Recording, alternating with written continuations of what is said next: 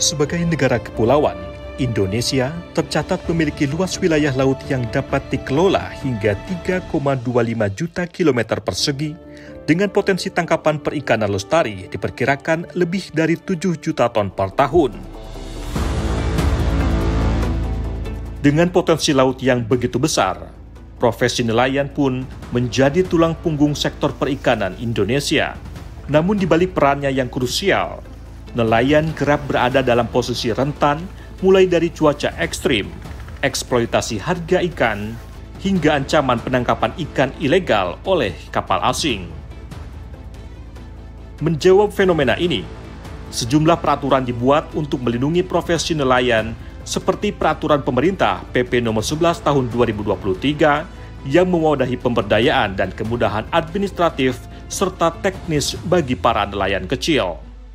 Selain itu, ada pula Undang-Undang Nomor 7 Tahun 2016 tentang perlindungan dan pemberdayaan nelayan, pembudidaya ikan dan petambak garam yang mengamanatkan pemerintah untuk melindungi dan memberdayakan masyarakat pesisir berupa perbaikan sarana prasarana penunjang bagi para nelayan, seperti pemasangan Vessel Monitoring System VMS, penguatan aspek kesadaran hukum melalui agenda bimbingan teknis dan sosialisasi, hingga premi asuransi untuk melindungi nelayan dari berbagai risiko kecelakaan kerja. Kalau nggak ada VMS, kita nggak tahu kapal itu ngapain. Nah, kalau transshipment di laut kan nggak boleh. Nah, ini manfaat VMS itu sangat banyak. Dan yang terakhir ini yang paling penting. Kita jangan lupa, ikan-ikan kita kan ini kita juga ekspor ya. Nah, pasar yang kayak Eropa terutama ya, mereka masalah ketelusuran ini sangat penting. Nah, kalau ada VMS, kita bisa katakan, ini ikan kita tangkap dari Laut Arafura. Traceability-nya jelas, asal ikan jelas. Nah, inilah dibantu oleh VMS. Nah, kalau kepada ABK, biasanya kita memberikan bantuan kompetensi, terus kita kasih standar rekrutmen, dan kita juga baru kerjasama dengan Kemenaker untuk memudahkan dalam perekrutan ABK ini. Karena dalam kasus ABK itu banyak yang terjadi masalah kesejahteraan nantinya. Biasanya dispute antara si pekerja dengan pemilik kapalnya. BPAN itu yang untuk asuransi nelayan itu memang 2016 sampai 2019 pernah kita kasih. Itu zamannya Pak Jokowi ya, kita kasih bantuan premi, bayar premi asuransi bagi nelayan. Dengan kompleksitas regulasi di laut, nelayan kerap berhadapan dengan masalah hukum, terutama terkait pemenuhan ketentuan kegiatan di laut hingga kelengkapan dokumen perizinan kapal. Dalam situasi seperti ini, banyak nelayan kecil yang tidak memiliki akses terhadap pendampingan hukum yang layak. Untuk itu, Kementerian Hukum melalui Badan Pembinaan Hukum Nasional BPHN sebagai penyelenggara urusan hukum negara, menggulirkan program bantuan hukum gratis bagi nelayan sesuai yang tertuang dalam Undang-Undang Nomor 7 Tahun 2016. Untuk menjembatani masyarakat mendapatkan kemudahan atau akses keadilan, maka dibentuklah program bantuan hukum yang diselenggarakan oleh negara. Bantuan hukum yang didapatkan masyarakat itu sama dengan yang diatur dalam undang-undang sebenarnya. Bantuan hukum baik dalam bidang pidana, perdata maupun tata usaha negara, dan dapat berbentuk litigasi maupun non-litigasi. Litigasi ini biasanya untuk pendampingan, baik itu beracara di pengadilan Nah, kalau untuk yang non-litigasi biasanya dalam bentuk penyuluhan hukum, konsultasi hukum, kemudian memberikan advokasi seperti itu. Model yang tidak memberikan atau tidak dalam rangka beracara di pengadilan. Badan Pembinaan Hukum Nasional BPHN juga mengarahkan pembentukan pos bantuan hukum Posbankum di setiap desa dan kelurahan sebagai bentuk pemberian akses layanan hukum dalam memperoleh informasi dan tempat menyelesaikan permasalahan hukum yang dihadapi masyarakat pesisir. Program ini dimulai dengan pelatihan paralegal dari setiap kelompok keluarga sadar hukum Kadarkum yang bertajuk Pendidikan dan Pelatihan Paralegal Serentak Diklat Parleta. Diklat ini terselenggara melalui kolaborasi antara BPHN, kantor wilayah Kemenkum di seluruh Indonesia, dan pemberi bantuan hukum PBH. Jumlah Posbankum itu sendiri sampai saat ini 1.764 Posbankum. Nah, kami berharap dengan keberadaan Posbankum ini yang memberikan layanan informasi hukum, layanan konsultasi hukum, kemudian layanan penyelesaian konflik atau sengketa melalui mediasi, kemudian pemberian layanan rujukan kepada advokat, ini akan lebih memberikan kemudahan bagi masyarakat dalam penyelesaian permasalahan hukum. Salah satu kasus penyelesaian hukum yang melibatkan nelayan terjadi di Kepulauan Bangka Belitung. Dalam perkara ini, Kementerian Hukum bekerjasama dengan lembaga bantuan hukum setempat untuk memberikan pendampingan yuridis terhadap nelayan yang bersangkutan.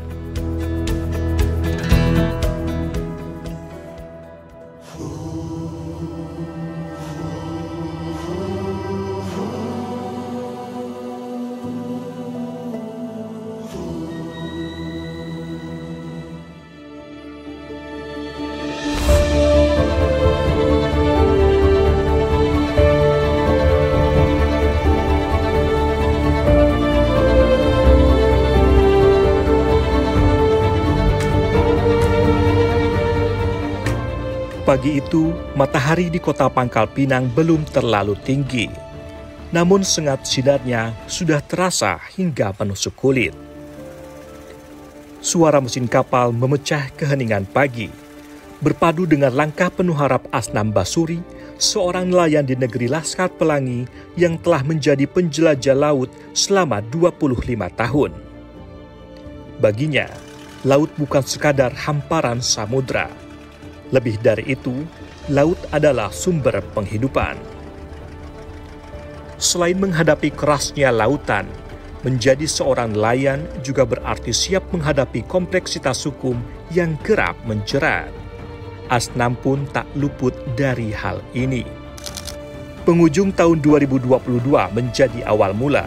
Asnam terjerat kasus hukum dan membawanya hingga ke meja terdakwa.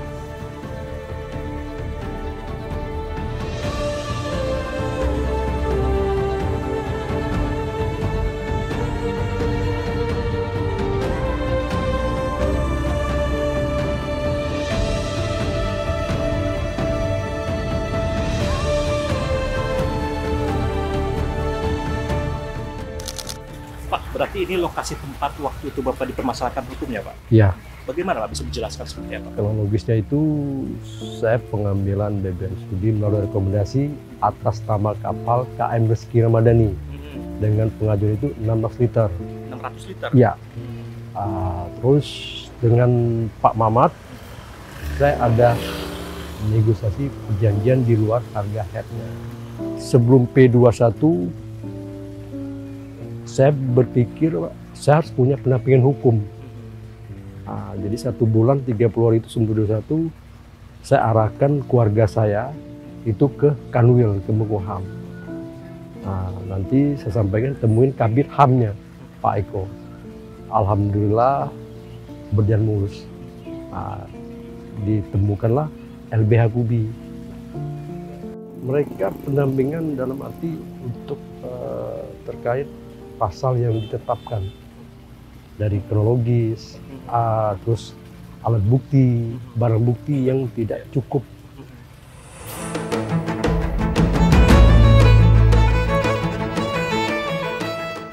Lembaga Bantuan Hukum Keadilan untuk Bangsa Indonesia LBH KUBI sebagai perpanjangan tangan negara melalui kemitraannya dengan Kementerian Hukum Kantor Wilayah Kepulauan Bangka Belitung hadir untuk memberikan bantuan hukum dan pendampingan kepada nelayan termasuk kepada Asnam Basuri.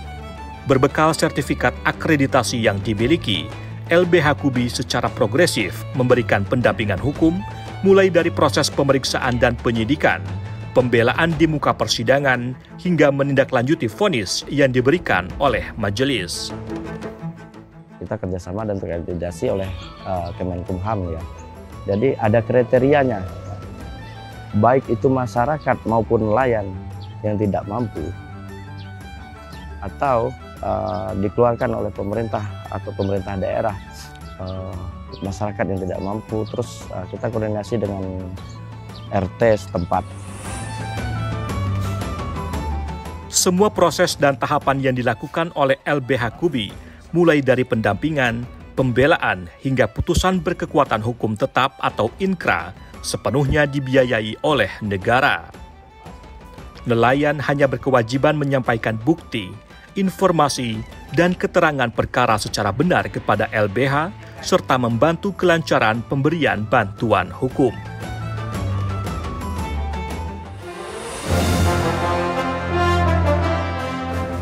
Melalui skema kerjasama kemitraan, Kanwil Kemenkum Kepulauan Bangka Belitung hingga saat ini telah menggandeng 10 lembaga bantuan hukum di wilayah setempat untuk menangani semua permasalahan hukum yang dihadapi oleh masyarakat secara cuma-cuma, baik litigasi, yaitu tindak pidana, perdata, dan tata usaha negara, maupun non-litigasi melalui konsultasi hukum, mediasi, dan pendampingan di luar pengadilan.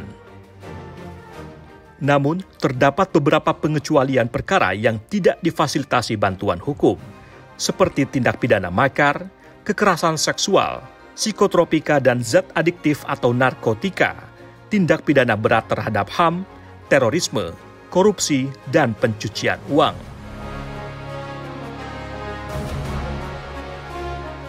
Sebagaimana tugas fungsi kami berdasarkan Permenkum nomor 2 2024 tentang organisasi tata kerja Kantor Wilayah Kementerian Hukum, mempunyai fungsi menyelenggarakan pembinaan hukum di wilayah, termasuk melaksanakan bantuan hukum bagi masyarakat yang tidak mampu. Yang upaya preventif yang dilakukan dalam bentuk pembinaan hukum melalui kegiatan-kegiatan penyuluhan hukum, melakukan kesadaran hukum kepada masyarakat untuk tidak melakukan hal-hal yang sifatnya pelanggaran hukum. Adapun Kementerian Hukum Kepulauan Bangka Belitung mencatat, saat ini kasus yang sering menjerat para nelayan di wilayah tersebut adalah terkait penggunaan alat tangkap ikan. Untuk itu, Ditpol Airut Polda Bangka Belitung secara berkelanjutan melakukan sosialisasi dan penyuluhan hukum di wilayah pesisir agar nelayan memahami risiko hukumnya, sekaligus terdorong untuk beralih pada praktik penangkapan ikan yang legal dan berkelanjutan. Jadi kami di Direktorat Pol Airut Kepulauan Bangka Belitung memiliki 13 kapal yang sudah ditempatkan di tempat-tempat strategis di seluruh Kepulauan Bangka Belitung. Yang dimana salah satu tugas dari komandan kapal, ya ke-13 kapal tersebut adalah melakukan kegiatan sosialisasi terhadap masyarakat, khususnya terhadap nelayan, yang dimana menekankan bahwa kegiatan penangkapan ikan dengan menggunakan alat-alat terlarang seperti jaring trol, kemudian bom ikan, itu dapat merusak ekosistem. Bergeser ke wilayah dengan garis pantai terpanjang di Indonesia, yakni Banyuwangi, sejumlah nelayan juga kerap berhadapan dengan masalah hukum, mulai dari pengurusan dokumen izin hingga berbagai aktivitas pesisir yang ternyata memiliki ketentuan hukum khusus.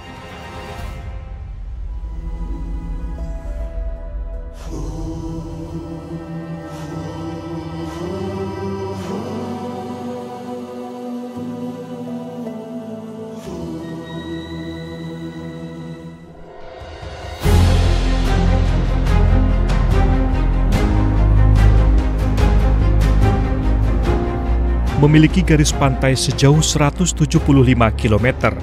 Kabupaten Banyuwangi, Jawa Timur menjadi salah satu daerah dengan garis pantai terpanjang di Indonesia.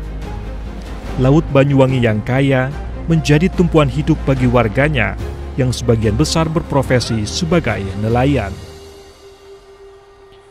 Namun di balik kekayaan Laut Banyuwangi, tersimpan potensi konflik dalam pemanfaatan ruang dan sumber daya laut yang senantiasa mengintai para nelayan dari waktu ke waktu. Pemirsa, saya saat ini berada di Pantai Cemara di Kabupaten Banyuwangi, Jawa Timur. Di tempat ini saya akan menemui Muhammad Muhyi, seorang nelayan yang sempat berhadapan dengan hukum, namun berhasil teradvokasi oleh pemerintah Kabupaten Banyuwangi. Seperti apa kesaksiannya? Mari ikuti saya.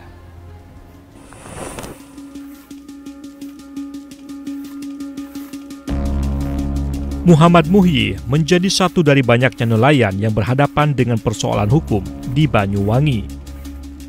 Pak D. Muhyi, begitu ia akrab disapa, tak pernah menyangka inisiatifnya menjaga keseimbangan ekosistem laut justru berujung pada ancaman pidana karena ia diduga melanggar pasal 21 ayat 2 Undang-Undang Nomor 5 Tahun 1990 tentang konservasi sumber daya alam hayati dan ekosistemnya dengan ancaman hukuman penjara maksimal 5 tahun dan denda hingga 100 juta rupiah.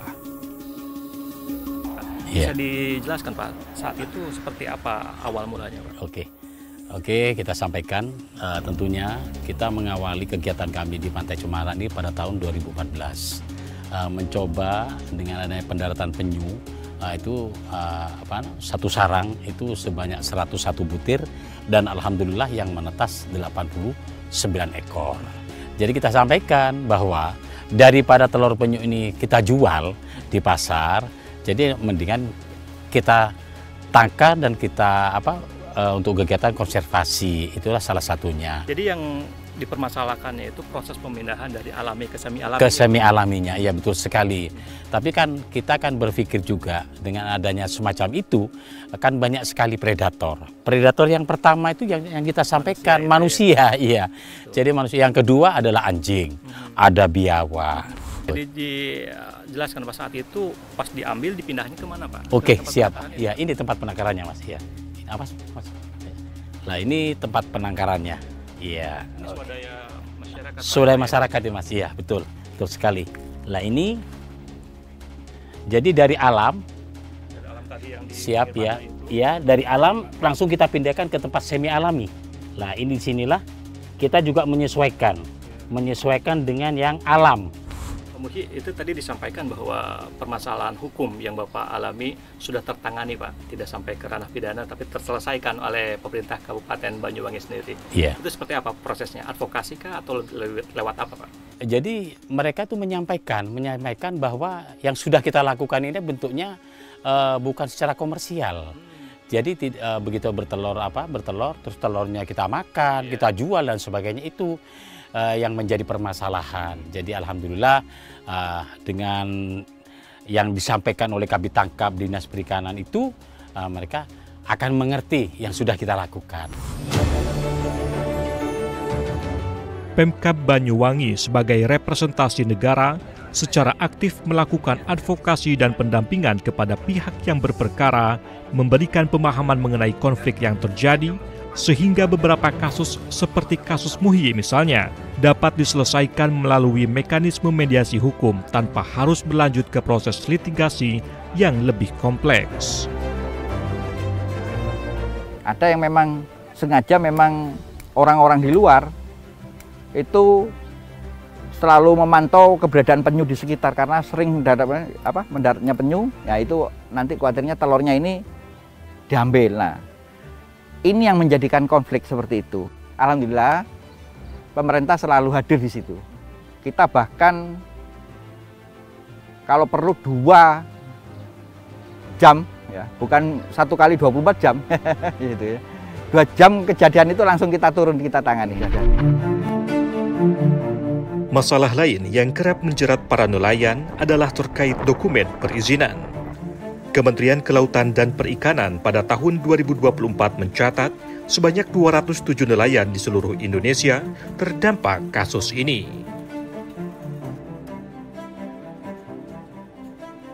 pengurusan dokumen itu kan sulit banget untuk nelayan seperti saya itu. Panjang banget birokrasinya, banyak pintu yang harus kami lewati, Pak. Mana cek kelayakan dari Sabandar, perhubungan. Terus setelah itu sampai jadi beberapa lembar itu nggak ada yang satu pintu langsung selesai, nggak ada, Pak. Ya ada pendampingan di waktu itu, saudara Kepala Dinas Perikanan yang ada di Muncar, namanya Pak Abidin mendampingi. Ada juga waktu itu Pak Haji Hasan Basri untuk menjadi tenaga yang menerangkan itu aja ya. Kalau kami sebenarnya tidak melanggar gitu. Pendampingan hukum yang diberikan oleh Dinas Perikanan bersama dengan Himpunan Nelayan Seluruh Indonesia HNSI Kabupaten Banyuwangi berkontribusi pada upaya pembelaan yang menghasilkan pengurangan vonis pidana pada Kasim dan kelompoknya. Ada niatan untuk mengurus dokumen-dokumen tertentu, ada niatan. Cuman waktu dalam melaut nelayan bisa memerlukan waktu 6 bulan. 6 bulan baru bisa kembali ke darat. Jadi waktu untuk komunikasi, untuk koordinasi dengan instansi-instansi terkait sangat terbatas. Butuh orang-orang yang bisa mengatur itu. Jadi, ini kita dinas memfasilitasi itu. Penguatan bantuan hukum bagi nelayan di Banyuwangi juga beriringan dengan program asuransi nelayan sebagai bagian dari kebijakan nasional. Sehingga perlindungan yang diberikan tidak hanya menyentuh aspek yuridis, namun juga turut menjamin kepastian sosial ekonomi para nelayan dalam menghadapi risiko kerja di laut. Kita backup juga dari APBD untuk jaminan ketenaga kerjaan, karena ini termasuk nelayan ini kan termasuk pekerja rentan yang berisiko tinggi. Jadi khawatir ada kecelakaan kerja atau mungkin juga kematian karena sakit, capek dan gitu kan. Itu sering terjadi. Alhamdulillah di tahun 2004 kemarin kita mampu mengcover sebanyak 2.500 nelayan.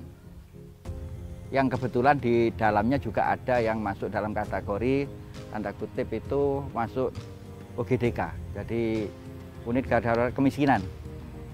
Seperti itu. Dan ini sangat membantu kepada mereka ketika mereka ada tahun kemarin ada yang meninggal karena kecelakaan. Meninggal sakit. Keluarganya merasa terbantu. Tapi kan tidak diharapkan tentunya. Tercover ya. Sebanyak 2.500 nelayan. Ya tahun 2025 ini insya Allah ini ditingkatkan lagi kita dari anggaran APBD. Alhamdulillah pemerintah daerah sangat perhatian benar. Ada targetnya? Ada tambahan sekitar 250 orang lagi. Untuk memudahkan akses nelayan terhadap bantuan hukum, pemerintah Kabupaten Banyuwangi menghadirkan inovasi berupa pojok jaringan dokumentasi dan informasi hukum JDIH hingga ke desa-desa. Masyarakat maupun nelayan yang memerlukan bantuan ataupun konsultasi hukum dapat menghubungi call center yang terhubung langsung dengan tim advokasi dan pendampingan hukum. Manfaatnya yang signifikan membuat Kabupaten Banyuwangi berhasil meraih penghargaan JDIH terbaik selama 5 tahun berturut-turut dalam kurun waktu 2020 hingga 2024 dari Kementerian Hukum Republik Indonesia. Kami mengintegrasikan sistem JDIH itu mulai desa. Jadi desa ini bisa mengupload pertama mengenai produk hukumnya, mengenai konsultasinya di desa. Jadi dia mempunyai anjungan dan itu kita formulasikan dalam bentuk program-program yang sudah kita tentukan di JDIH. Jadi mereka tinggal mengadopsi, dia melaksanakan. Jadi ketika ada informasi apapun mengenai produk hukum, mengenai permasalahan hukum, langsung bisa diakses oleh masyarakat di tingkat desa seandainya dia tidak membuka JDIH kita. Jadi di desa sudah cukup.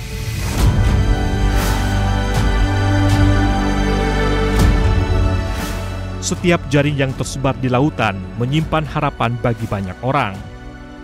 Namun kompleksnya hukum dan kepentingan yang ada di laut kerap menjadi ancaman terhadap profesi ini. Untuk itu, negara berperan penting dalam memastikan agar nelayan dapat bekerja dengan aman, sehingga laut tetap menjadi sumber penghidupan bagi semua.